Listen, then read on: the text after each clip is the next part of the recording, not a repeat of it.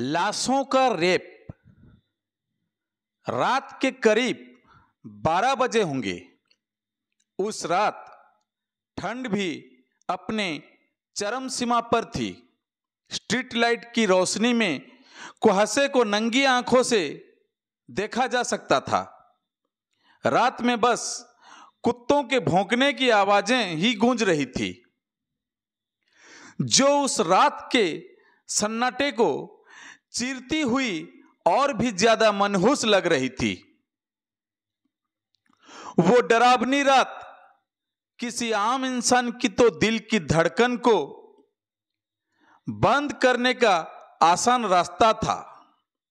समझ लीजिए, इसी ठंड में एक 18-20 साल का लड़का रियाज तन पर एक कुर्ता पहने, ऊपर से एक चादर ओढ़े, भूखे प्यासे अपने गांव सरगोधा, पाकिस्तान का एक गांव सरगोधा है, से कुछ कमाने की आस में कराची आ पहुंचा था।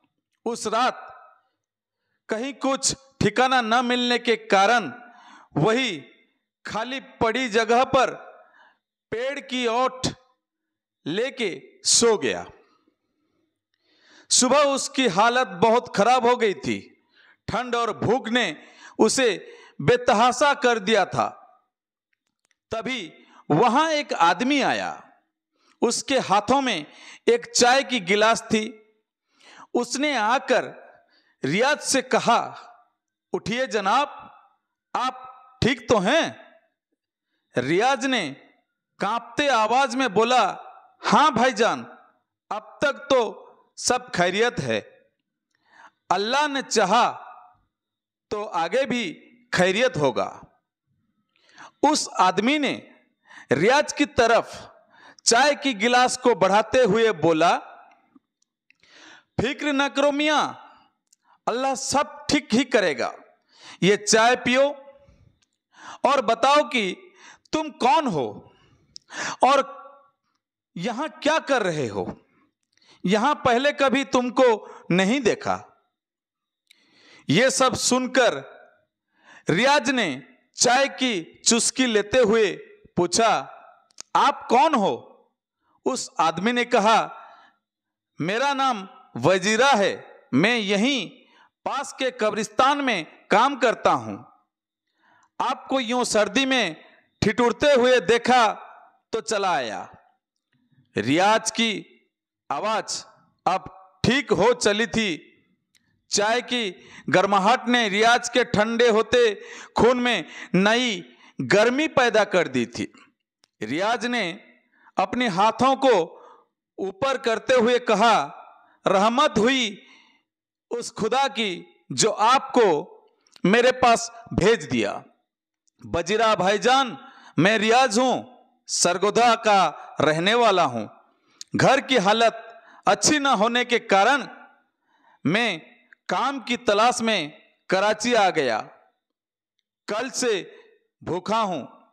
सोच रहा था कहीं काम मिल जाता और रहने का आसरा तो अच्छा होता।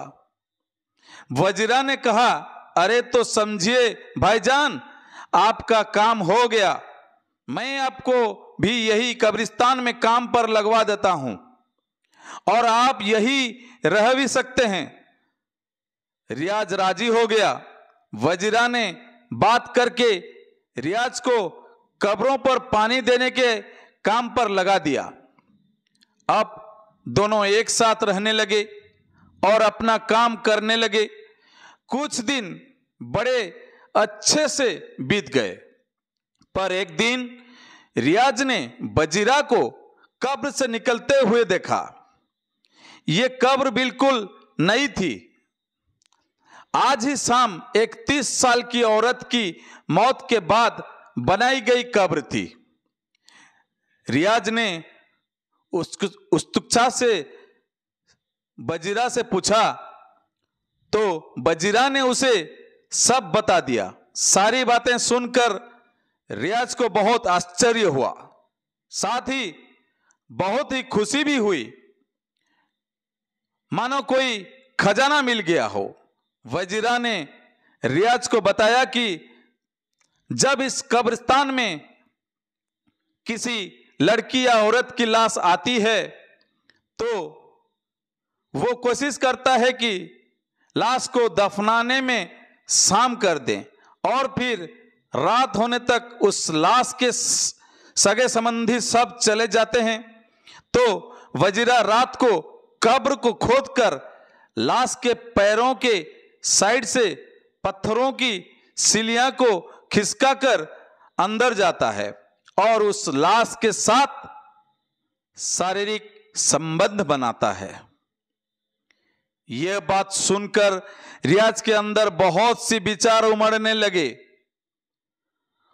उसका भी मन इन गलत विचारों पर टिक गया और वो सोचने लगा कि क्या ये ठीक है। तभी वजीरा ने कहा, कहां खो गए भाईजान? रियाज ने अपने विचारों को छिपाने की कोशिश में लड़खड़ाते हुए बोला, ना ना, नहीं, कुछ नहीं। वजीरा ने कहा, अरे मियां, बता भी दो, आपके मन में क्या चल रहा है? रियाज ने कहा, वजीरा भाईजान, यह गलत नहीं है, डर नहीं लगता आपको? अल्लाह क्या कहेगा? वजीरा ने कहा, बेटा, कब्रिस्तान में रह के ऐसी बात कर रहे हो, एक बार करके तो देखो, मुर्दों के साथ तुम सब भूल जाओगे, तब अल्लाह याद नहीं आएंगे, तुम्हें कहकर वजीरा तेज तेज हंसने लगा। उस काली अंधेरी रात में वजीरा की आवाज किसी शैतान से कम न थी, वो तो होनी ही थी। ऐसी हैवानियत करने वाले इंसान का दिमाग कैसा होगा? वजीरा की बातें सुनकर रियाज के मन की उत्सुकता और बढ़ गई। रियाज ने कहा, वजीरा भाईजान, अगली बार मैं भी आपके साथ चलूंगा।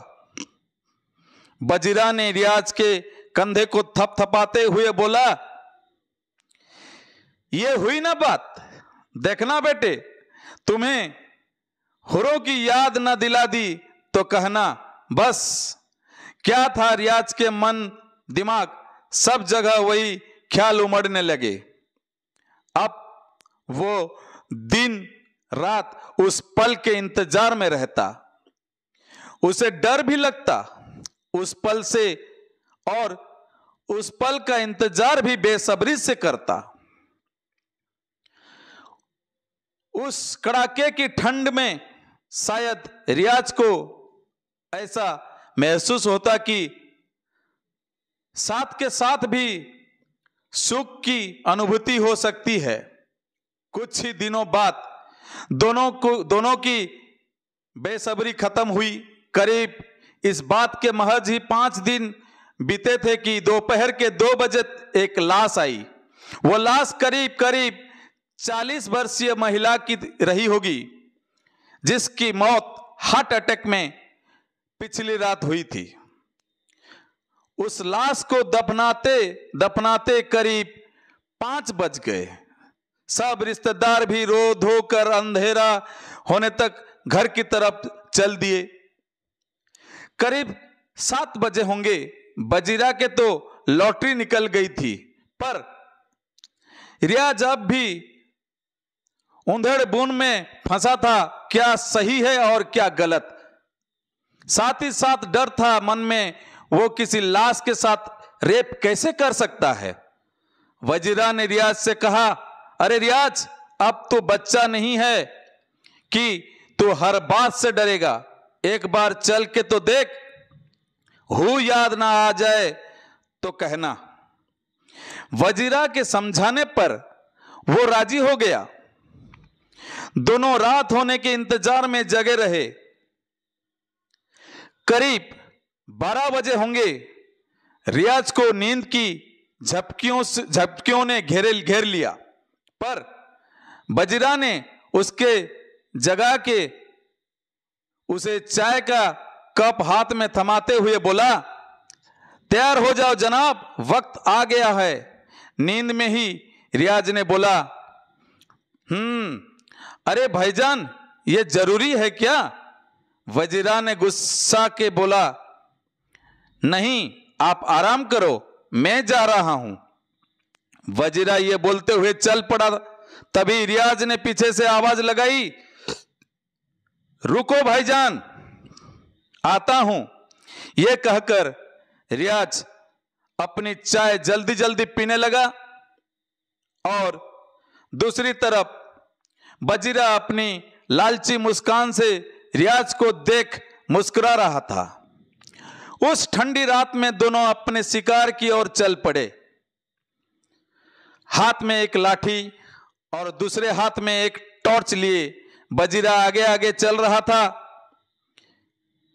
वही उसके पीछे रियाज अपनी शॉल को ठीक करता निकल पड़ा। दोनों ने अपने सर पर कपड़ा बांध रखा था कि वो खुद को सर्दी की ठंड हवाओं से बचा सके। आखिरकार वो दोनों उस कब्र के पास पहुंच गए। थोड़ी देर मशक्कत करने के बाद वजीरा और रियाज कब्र के नीचे की तरफ से पत्थर की सिल्लियां खिसकाने में कामयाब हो गए। इस काम से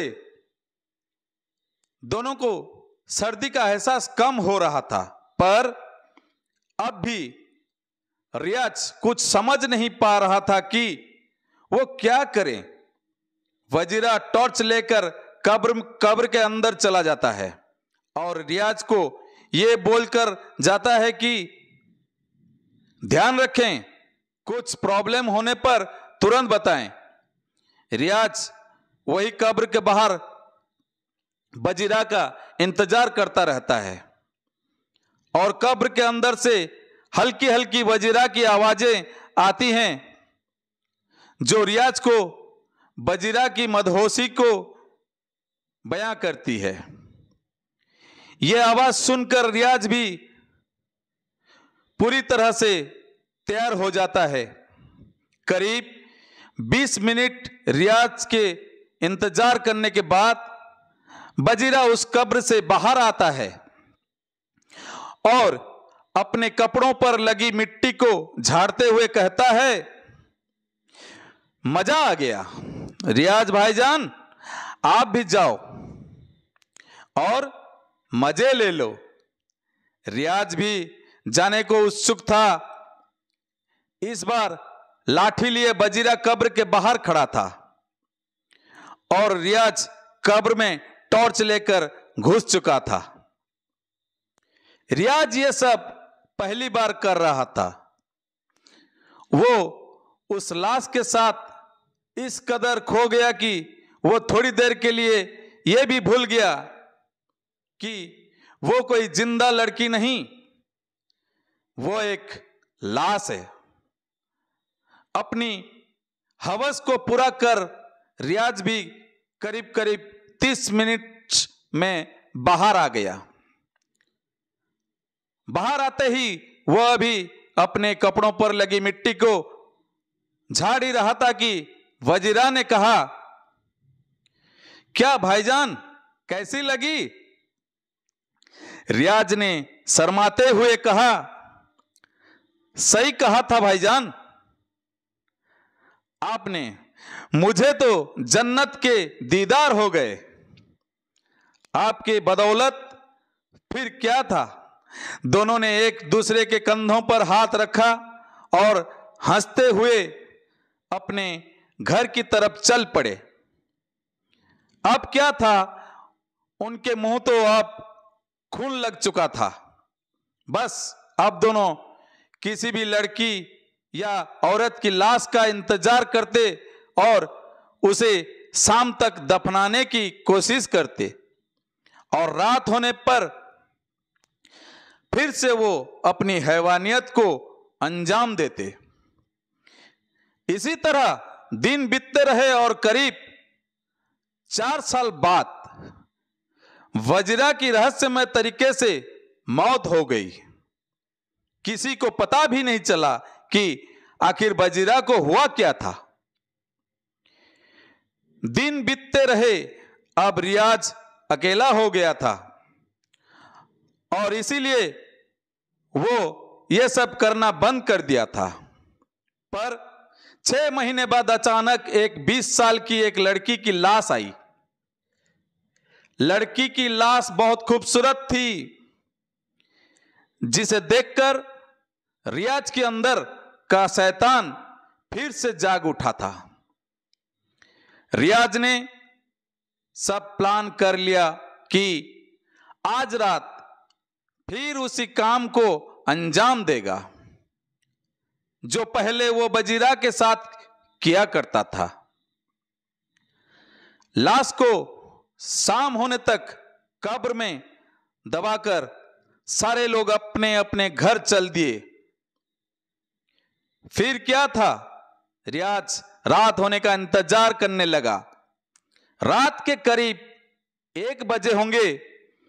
रियाज एक टॉर्च और मिट्टी हटाने का औजार लेकर उस कब्र पर पहुंच गया और वो मिट्टी को हटाकर कब्र की सीलियों को हटा दिया और लाश के पैरों की तरफ से कब्र में अंदर घुस गया। आज वो बहुत कुछ सोच के गया था, पर अंदर जाते ही रियाज को लड़की की लाश की आंखें खुली नजर आई और उसके दांत चमक रहे थे। उस लाश की आंखों से एक रोशनी निकल रही थी जिसे रियाज बर्दाश्त नहीं कर पा रहा था। यह सब देख रियाज मानो पागल सा होने लगा। रियाज किसी भी तरह उस कब्र से निकलकर बेतहासा चिल्लाता हुआ शहर के घरों की तरफ भागने लगा। उसकी दिमागी हालत बिल्कुल खराब थी। उसकी आवाज सुनकर लोगों ने उसे पकड़ा और उसके चिल्लाने का कारण पूछा। रियाज ने सारी बातें खुलकर सबको बता दिया, किस तरह वो और उसका दोस्त लड़कियों और औरतों के लाशों के साथ रेप करते थे।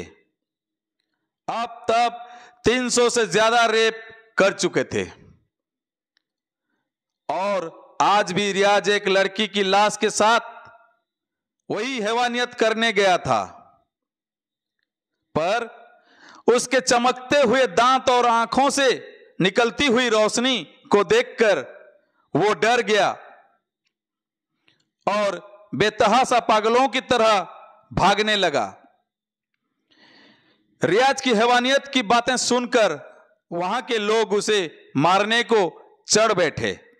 कई लोगों ने उसे लातों से और गुस्सों से पिटाई की, पर आखिरकार उसको पुलिस कस्टडी में भेज दिया गया। आज ये रियाज जिंदा है या नहीं, पागल हो गया है या ठीक है, किसी को कुछ नहीं पता। ये भी अपने दोस्तों की तरह गुमनाम हो चुका है। तो दोस्तों, ये कहानी आप लोगों को कैसी लगी कमेंट में बताइए। आप लोगों से रिक्वेस्ट है, मेरा चैनल को सब्सक्राइब और लाइक कर दीजिए। आगे भी बहुत अच्छी अच्छी कहानियां मैं आपको सुनाने वाला हूं। फिर से स्वागत करता हूं मेरा चैनल दीपक इंडियन एंटरटेनमेंट में। बहुत बहुत धन्यवाद, शुक्रिया, नमस्कार एंड जय जगन्नाथ।